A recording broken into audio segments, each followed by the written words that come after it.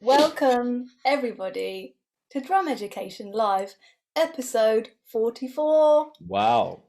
Nice. We have the wonderful Yeah. Tammy Mitchell-Woods with us today. Thank you. I'm Um, happy to be here. Good. we're happy you're here. I'm well excited.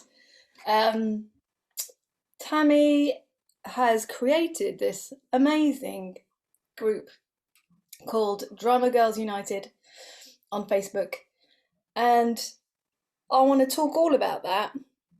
And I want to talk a bit about drumming education as well. But I want to start with how you got into drums. If you can tell us briefly, like how old you were. I think maybe you did it when you were younger and Yeah. you've picked it up, if I'm remembering. But I'd just like to know how that all started for you.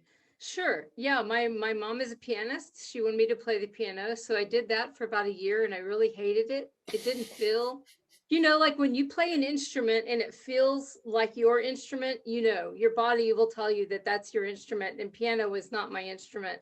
My grandfather was in a band, and he plays many instruments, all stringed instruments. He was a great guitarist. So he wanted me to take guitar for a year. I did that from 9 to 10. I really, again, it didn't feel natural to me. It didn't feel like my instrument at all. But every time I would watch musicians, whether live or on TV, I was watching the drummer, and I always thought I could do that. I know I could do that if I just sat down and somebody would give me a chance. So I kept asking my parents if I could play the drums. And of course, this was back in the 70s. And my mom said, girls don't play the drums, which always got all over me because I kept thinking, which part? Like they can't hold the sticks or they can't sit down. I don't understand which part is not the girl part. So when I was 12, I decided I was going to buy myself a drum set. So I mowed lawns all summer, and I picked up a little drum set, and I taught myself how to play, and I enrolled myself into seventh grade band, and that's how it started. There's nothing stronger than a woman who decides I'm going to mow lawns outside to buy my first drum kit.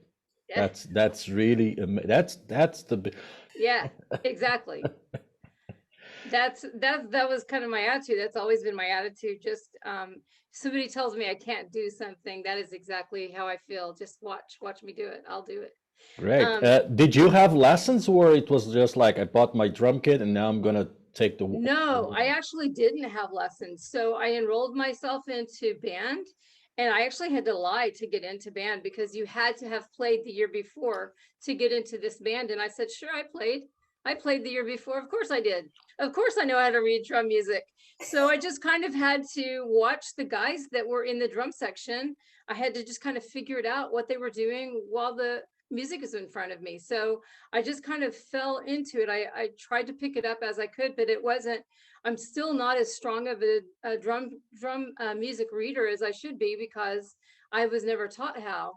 So I have some other skills though that have really helped me because I'm a very visual learner. So if I can if I can watch my band, I know exactly where they're going and exactly what they're going to be doing because I watch everything. I pick up on all of it because that's all I had. So in that way, I think it's helped me. And also back then in the 70s, you learned the music by listening to a record. So I wasn't watching YouTube videos on how to break something down. I had to listen to the song and try to figure out how to make that drum beat happen on my drum set. So in that way, I'm a really good auditory learner as well. So if I can hear a song, I can generally play a song. But if you put the music in front of me, that's where the disconnect is because I didn't learn how to do it that way. Well, I had a teacher who said that if you need your eyes to understand music, something's wrong. Well, thank Mm. you. Yeah. So, I mean, I think it would help. It would help if somebody could send me a chart and I could just play it.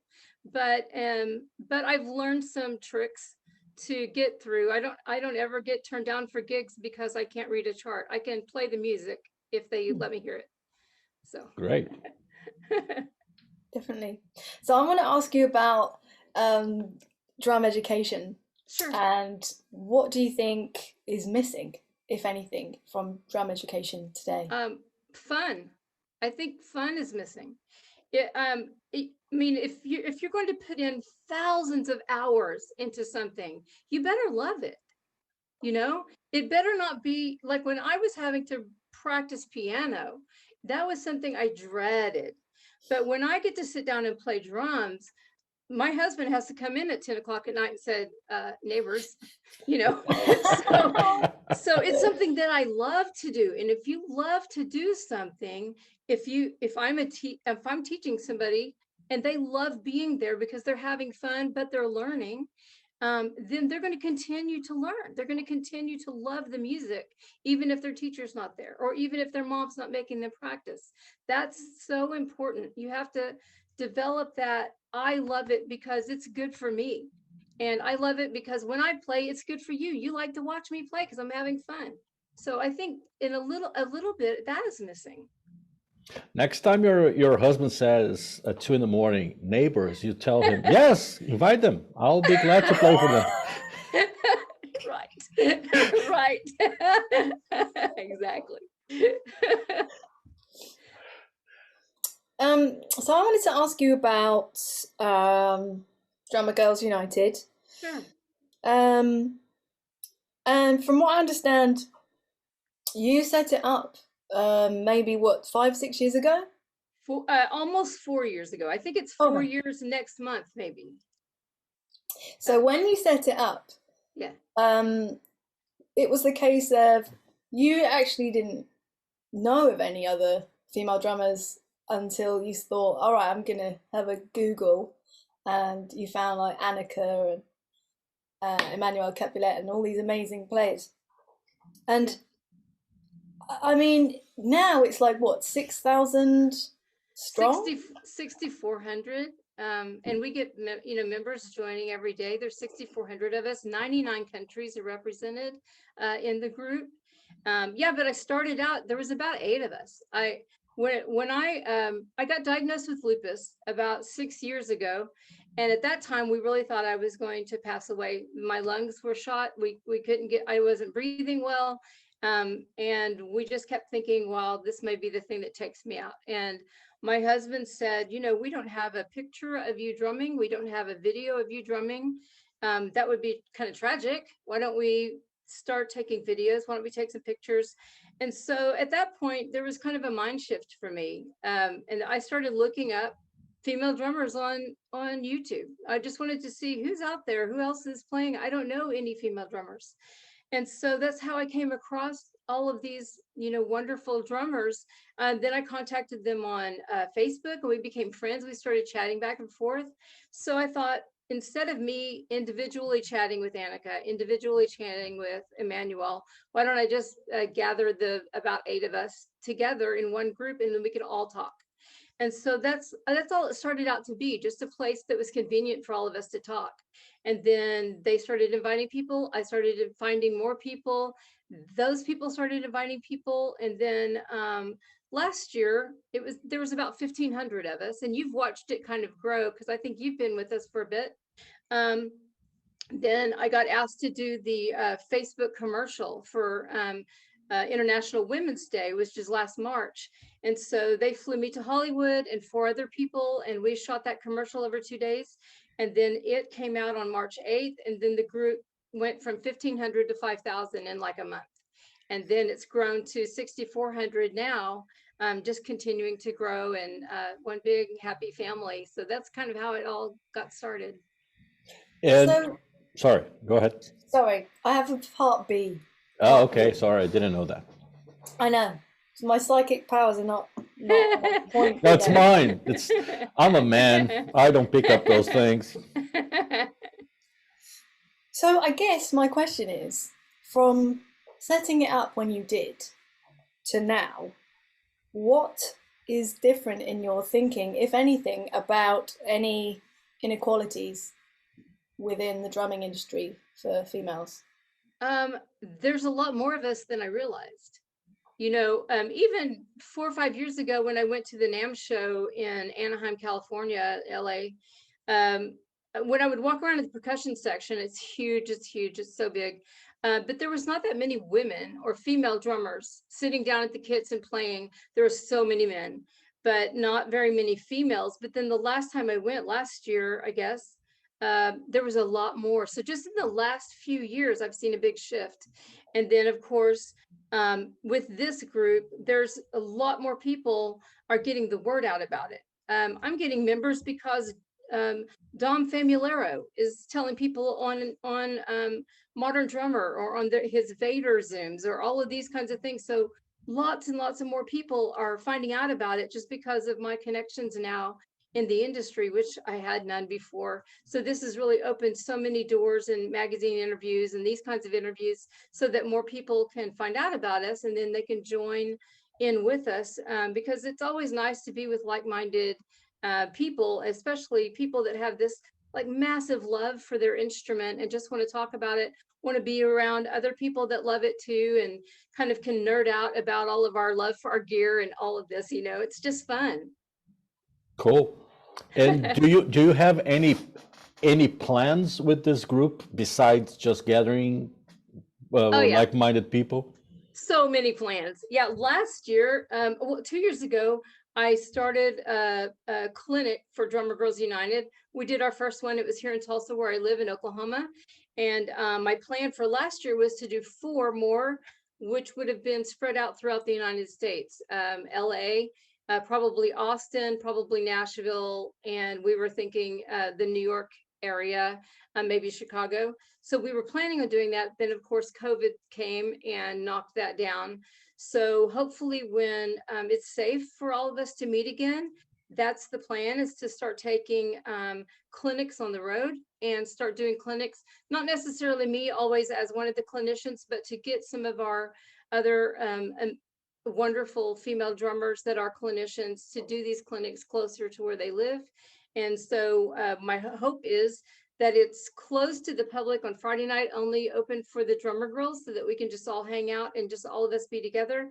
But then on the Saturday, open to the public so that the guys can watch these wonderful women play and to get part of their education as well. So that's my hope. And then if that works out really well, then we're hoping to go to Canada and Europe.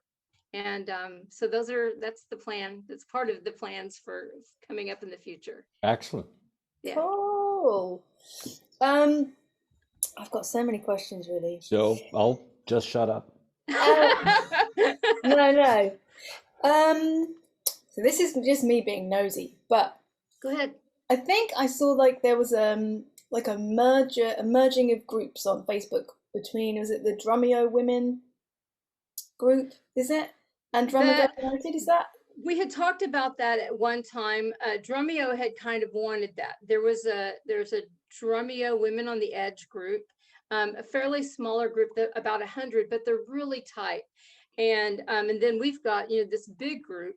So I can see why Drumeo had kind of wanted all of us in one place, so that it would be more beneficial for them to find all the female drummers. Maybe they could highlight more of us and that kind of thing. But honestly, it wasn't a great fit for a lot of the women that really loved that smaller group to meld in with another bigger group. So I can see why. I finally said, and the lady that runs it finally said, we should keep these apart. People can be in both, but if people really don't feel comfortable being in with a big group, if they're brand new drummers or they're a little bit shy, or they just like the feel of a smaller group, they still need to have that. So that's why we kept them separate. Just because I think it was a better fit for a lot of people. Oh, that's interesting. Oh, cool, thank you. So I wanted to ask about health and stuff, because I know you were diagnosed with lupus, and do you have any advice to anyone in a similar situation if they're thinking about their career and how it might affect it? Like, I'm wondering if it changed your approach to drumming, if that's something that you have to always keep in your mind, Yeah. or if it's just given you extra fire to just be like, I'm doing it anyway. Both things. It definitely has put a fire under me, because with this disease, you never know when it's going to take you out. I mean, it's one of those things. It's not like cancer where you kind of are fighting the disease and then you finally don't win. This can be, I could fall asleep and I have a brain hemorrhage and that's it. One of my friends died like that. She was 41. And so you just never know. So I have a fire under me every day to this is going to be my best day, but hopefully I'm here for another 40 years and I get to do all kinds of cool things. So that I do have a fire that way. But on the other hand, I take infusions every month, which is technically a chemo drug. It makes me feel kind of sick. So like right now, I had to put on all this makeup. I've got like 4 layers of makeup because I get these horrid rashes on my face. I get all kinds of like stuff on my skin, and it just is not. My body is not happy with this disease.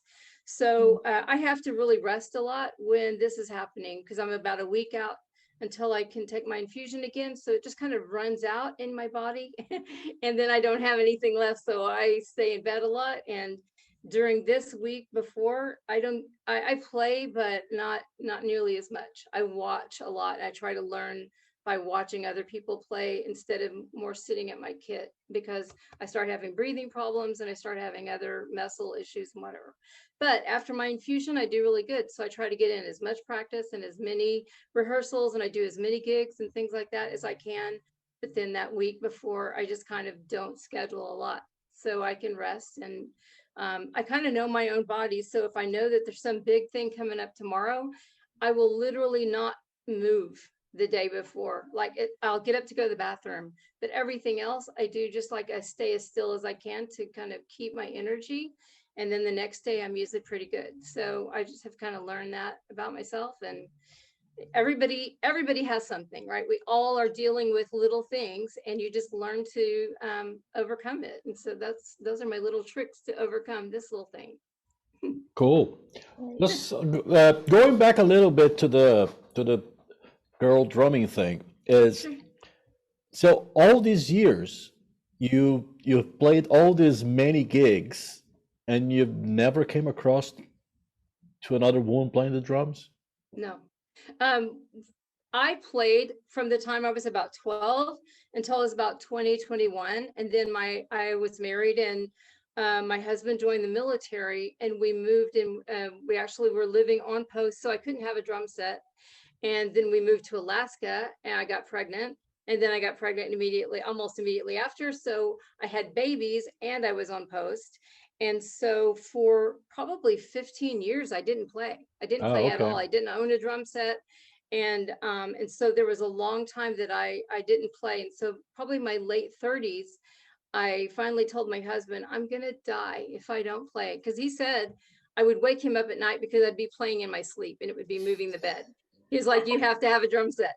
So finally, I got a drum set and I started playing again just for fun. I was playing at churches and I was playing for myself. But when I got diagnosed a few years ago, I decided this has to be my career for however long it is. I have to really put everything I have into it. So then I really started to study and I started to hire people for my very first lesson, 50th birthday. Annika gave me a Skype lesson. Wow. So she was my first teacher. And then I hired Emmanuel right after that. And I took just a few from them. And then I started just watching everything I could watch on YouTube and different people just so I could learn as much as I can learn now. Old dog learning new tricks. It's never too late, is it? Absolutely right. I wanted to ask about worship drumming. Like you play at church, right? I do. Lots of churches, actually. Cool. And this might be a bit deep, but let's do it. I'm open. Go ahead and ask. Okay, so does drumming make you feel closer to God, or do you keep drumming and your spiritual practices separate?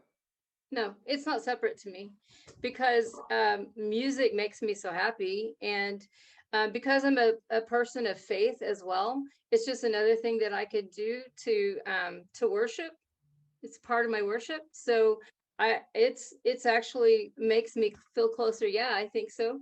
And so I'm thrilled when a church asks me, and I get hired a lot for church things, but I also volunteer a lot because I feel like that's important for me to give back. So when churches ask me to volunteer, I try to do that as much as I can. And then thankfully other jobs come in where churches will pay me to do special things and special services. So I get to do both. I'm thrilled every time.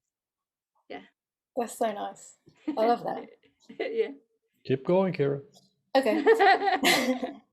I'm gonna get a drink. Go ahead. Yeah, no, I just wanted to ask a little bit about your symbols, Sure. heartbeat symbols, right? That's right. Can you tell us a little bit about how you like joined the family, and maybe pick out if you've got any symbols back there, any of your Oh yeah, favorites? I've got so many. I don't know how many out of my kit. I probably have 15, but this is one of my favorites. My holy, it's a 18-inch heartbeat holy, very thin. You can almost bend it, Wow. and the dissipation is really fast, and it's a very thin symbol. So what I was playing before was Sabian HHX Evolution, Jojo Meyer Fierce Sabian cymbals. I loved those because they're so versatile and they're so thin and dark and washy. I just loved them. They worked for worship music as well as I play a lot of funk and soul kind of music. So it worked in a lot of genres. When Heartbeat contacted me, I was being contacted by them and about 3 other cymbal companies at the time, and I had not really played Heartbeat before, so they just sent me some cymbals, had me try them out, and they were amazing. The sound is so good, the quality is so good. It is the exact sound that I wanted. They're made in Turkey and then shipped to the Heartbeat headquarters in Canada, and then they shipped to me. So they're made just the way they're supposed to be made. And Heartbeat is so good to me. So I couldn't be happier. In fact, when I first joined the family, I was ordering my first set of Heartbeats, and I was getting ready to do a gig in Nashville, and I told them which one I wanted, and the hi-hats that I wanted were on back order. So my rep actually said, I'll send you my hi-hats. They're the exact same ones. And he like overnighted them to Nashville. So they actually got there before I did. So that's the kind of company that they are. They will do anything that I ask them for, and they're so good to me, and I couldn't be happier with this company. Yeah. Yeah. Amazing. Cool. Yeah. Practice. I mean, obviously, practicing will change depending on, how you're feeling and how busy you are. Yeah. But what are you working on? Are you a fierce practicer? I need to get better at being disciplined with practice, because I do practice almost every day, but sometimes I just come in and play like my favorite music. I just want to sit down and have fun. If I was an animal, I would be an otter. So I love to play. I'm goofy and silly, and I just can't ever not be just being happy all the time. I'm just that person. And so when I sit down and play, I put my headphones on and I'm listening to my favorite music and I'm just playing it. And I'm trying to always do it in a different way than I did it last time. So I'm always trying to come up with a different feel, a different groove, a different something to make it sound either, cleaner or more groovy, or put more space here than I had before or something. This last week, I decided to do some of the most simple songs that I can find and make it as clean and as pocket as I could make it. So I've been kind of going backwards a little bit and just trying to so clean up everything, put more space in my music, because I love chops. But sometimes with chops, you don't allow the music to breathe. Do you know what I mean? And so I like Ash Sohn. I love to listen to him play because he has mad chops, but he puts a lot of space in his music, which makes it so musically interesting, and it just feels so good. And that's why he gets hired constantly. So I'm trying to relearn those skills, because everybody loves to be able to play fast and to play all these funky beats and fills, but it's the the groove drummer, the pocket drummer that gets hired and that gets to record for people. So I want to make sure that I touch on all of those skills when I sit down and play. But that is practicing too. If you Well, have of the course. aim, if you have the aim of making the groove as clean as possible, Yes. that's practicing too, you know. Yeah, I just when I sit down, sometimes it's just with my pad, and I just want to make sure that all of the things that I'm doing with my hands, because I have some muscle issues and joint issues with the lupus. So sometimes I have to hold my sticks a little bit of a different way than is ideal.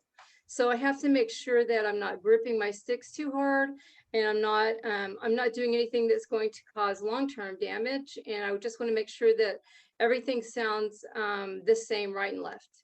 So sometimes, just like you said, my aim changes when I sit down, and that's how I focus my practices. Sometimes it's very much I just want to practice like linear drumming.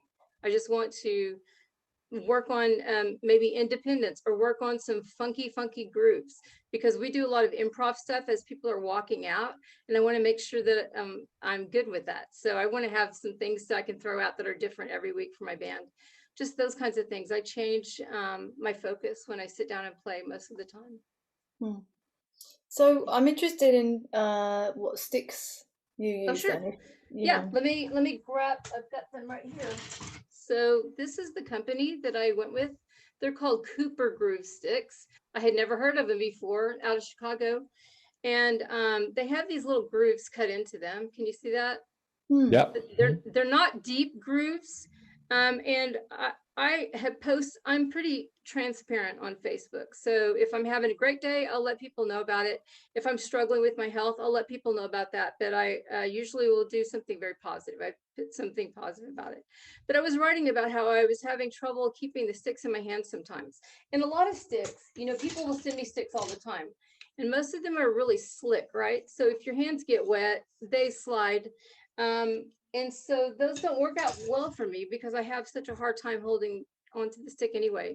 So Carlo Cooper wrote me and said, I would love for you to try these when you come to the NAMM show next.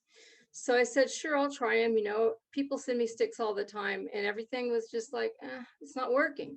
So as soon as I went to his booth at the NAMM show and tried these, I was like, I found my stick, because they're perfectly weighted. Like the back end is weighted a little heavier, even though the grooves are here, but they just stay in your hand. So it looks like they're dipped. They do have color on the end, but they're not like a rubber dip stick like Zildjian has the thick rubber dip.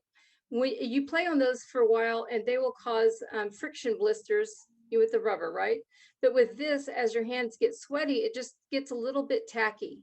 Not much, but enough to where you don't have to grip the stick harder, which is not good technique.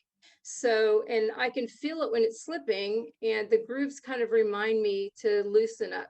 So as people tighten up on their grip, their technique is gone. You can hurt your hands, you can hurt your wrists, you can hurt your arms. But if my technique stays loose, everything is good. So these sticks just have been a game changer for me. So this is the only stick that I use now. Cool. Yeah. Do you teach? Yeah. I had the hardest time with wanting to be a teacher. I wanted to, but I kept thinking, what am I going to teach somebody? I never had a lesson, so I don't know what that looks like. But then after I had a few lessons with Annika, and I had a few with Emmanuel, people kept asking me, would you teach my son, or would you do some Skype lessons with me? I kept thinking, I'm a fraud. Who am I to teach anybody? But then they would watch me play, and they were like, I just want to know what you know. Just teach me to do what you do. So I said, this may not be the way other drum teachers would teach, but I'm going to teach you in my own style or my own way. And that seems to work. So yeah, so I started doing Skype lessons and in-person lessons. And I've been asked to do some drum camps and some master classes now. And so as long as people want me to teach, I will do that. Excellent. What is your first lesson for somebody who has never played the drums before? I just want to watch them be comfortable on a kit. So basically, I just have them sit and figure out what is comfortable for them, what their posture is, where should their arms be, how do I hold my sticks, what is my body position to my snare. What should I be afraid of? Nothing, but people are. They're afraid of what they're going to do or the sound or whatever. So I want to make sure first that they're just comfortable being there. And then I start to teach them just like very, very basic things, single strokes and time. We'll get the metronome on. I will have them parrot me. I don't put music in front of them. I want them to do what I'm doing. So we sit across from each other and we just count and we just parrot, double strokes, single strokes, maybe keeping one hand on the snare and doing one hand going around the kit, just so they're not afraid of toms, because I hear this all the time. People are great with their grooves, but when it comes to fills, they start to choke up a little bit. And when you choke up, when you stop breathing, you you rush through your fills. So I try to make people as comfortable through doing any fills as they are doing their grooves, so that there's no speeding through it and their breathing stays exactly the same. Their grip on their stick stays exactly the same. There's nothing scary about any other part of your kit than hi-hat, snare, bass. It all should be the same. And so that's where we start, just very basic. I love this kit and it's going to love me back, and we're going to have so much fun together. And we just start there.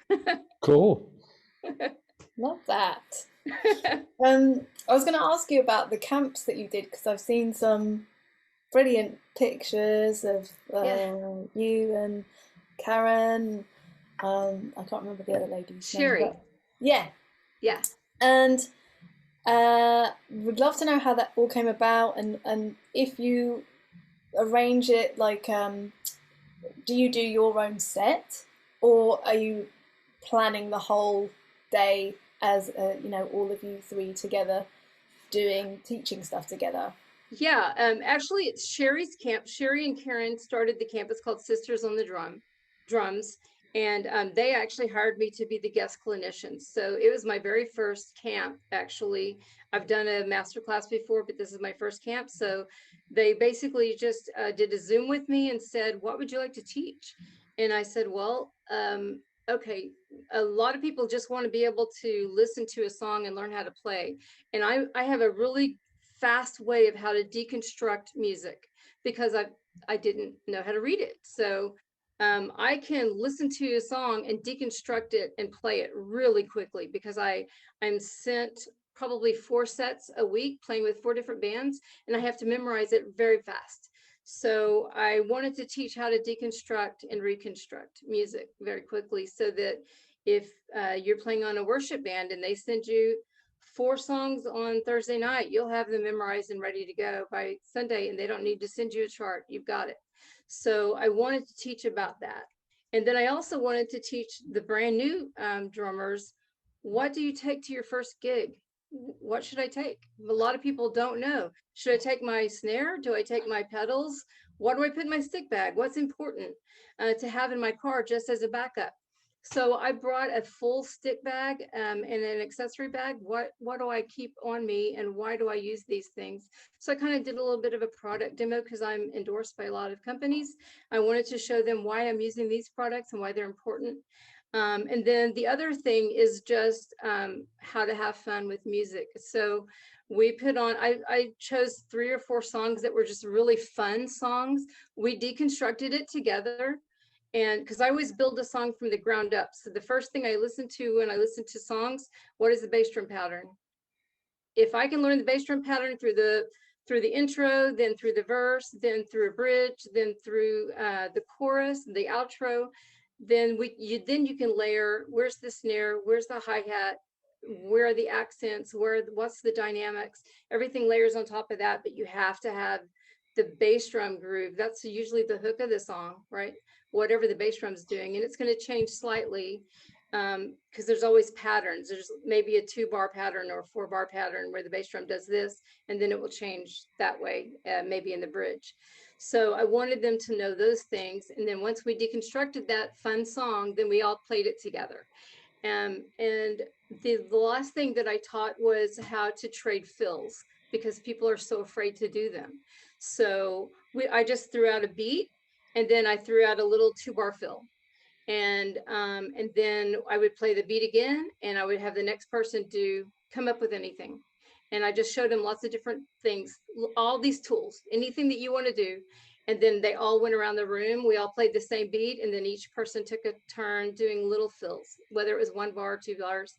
And that way, by the end of the camp, they weren't afraid of fills, because there's not really mistakes. You figure it out as you're going along. It's okay to put a lot of space if that's all you can do.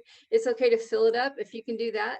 You should just be having fun, and it should match what your groove is. So it shouldn't be all out in left field, unless you're, Annika playing all these crazy subdivisions within your song. If you're just doing a groove with a fill, it should be symmetrical. It should all symbiotic. It should sound like they go together. So I taught on that, and that was a really, really fun class that I got to teach. Cool. Yeah. That sounds awesome. I feel like I need a bit of that.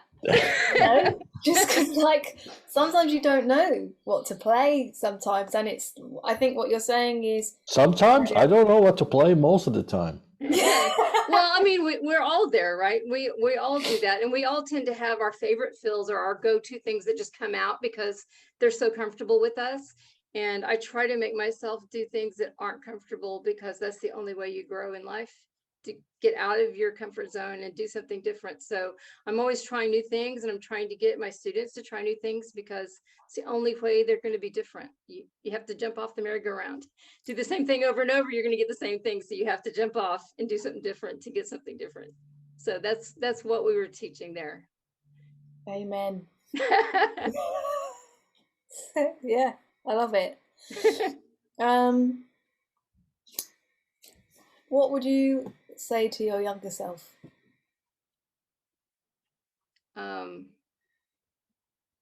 Everything is going to be okay.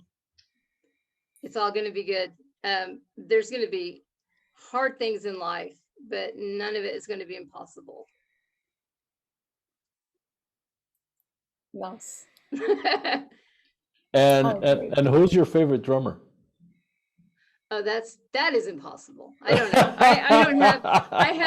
I have a list of people that I just like. I love to watch them play. Okay, top 5. Carlo Mendoza. I love to watch him play. Chris Coleman. Annika. I think she's amazing. Mike Johnston. I love the way he plays, and probably Aaron Spears. Just like there's so many people, but just the first 5, yeah. Okay. Thank you. I feel like you are just as lovely in person, virtually, as you are online, and thank you. You've created this beautiful, positive community, and that's what we all need, especially now. So much. Yeah, that's besides drumming, that's the driving force in my life, is to be an encourager. And so everything I try to do with positivity. And so even though things are hard, everybody's going to have hard things. We can do it with love towards other people and grace towards other people, and have a positive attitude, because that changes a lot in life. It does. It does. Drumming helps so much. It's healing to me. Even if I feel like absolute crap, if I can play or even watch people play, it's just like it's such a healing process for me to have music in my life. I'm constantly listening to music. I think a lot of people will say, a lot of musicians that I play with, even, they don't listen to music when they're not playing. And somebody asked me just the other day, do you listen to music a lot? I'm like, almost 24/7. Anytime I'm awake, there's music on. I'm either singing or playing or dancing or something. I love it. It's life to me. Excellent. So, yeah. Cool. Thank you very much. Thank you guys so much. I had a blast. So did we. Yeah. So did we.